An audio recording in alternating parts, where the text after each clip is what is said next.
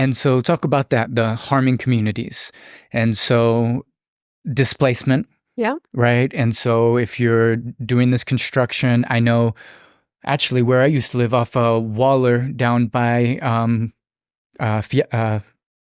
Community Beach down there. Festival Beach. Festival Beach. Yeah. They're turning that into a staging ground. Yes. And so to be clear, this is an 8 to 10 year plus project. Yes. Right. And so there's over an acre and a half of parkland, right? That is going to be turned into basically just a construction staging next to the river. Yes. Where I used to take my dog down there. Yes. Is going to just become construction materials, right?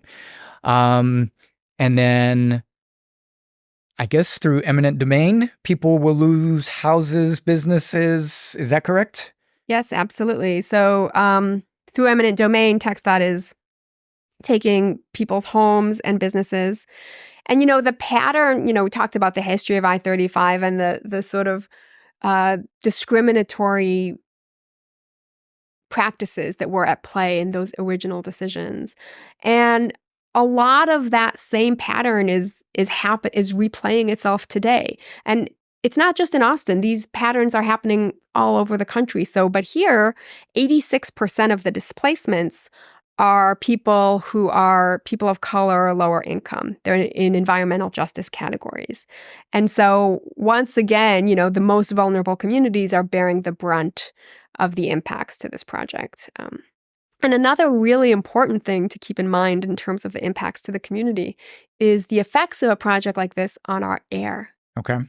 So the Austin area is now above the threshold considered safe by the EPA, the Environmental Protection Agency. I got a notification on my AccuWeather the last 2 days. Yes.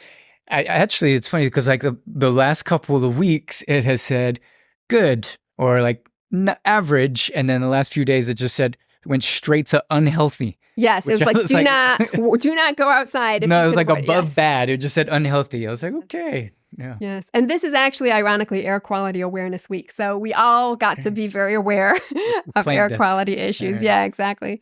And so what will I-35 expansion, what kind of effects will that have on just environmental impacts, specifically air quality?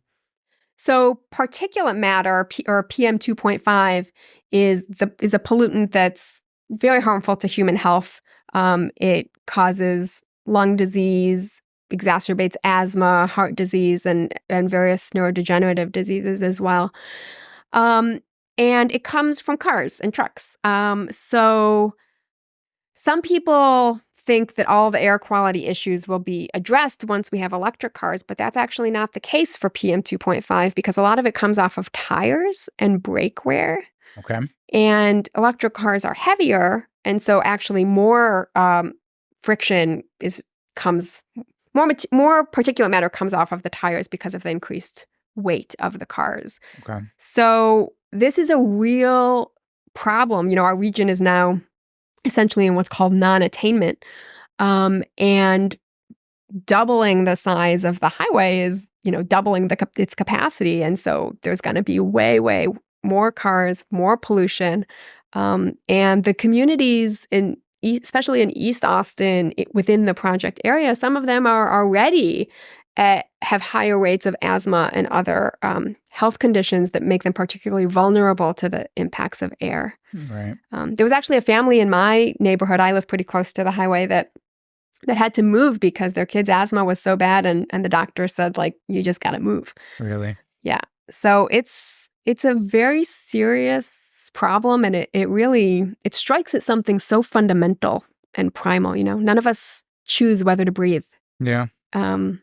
So we have to advocate for making sure that the air we breathe is breathable. Yeah, and it's not like, put up a fence around your house and just that sort of thing. You're forced into it, right? Exactly. And it's not, for many, many people, it's not as simple as just moving, right? Oh, you don't like it, move away. Exactly. A lot of people don't have that option. So. Absolutely. Yeah.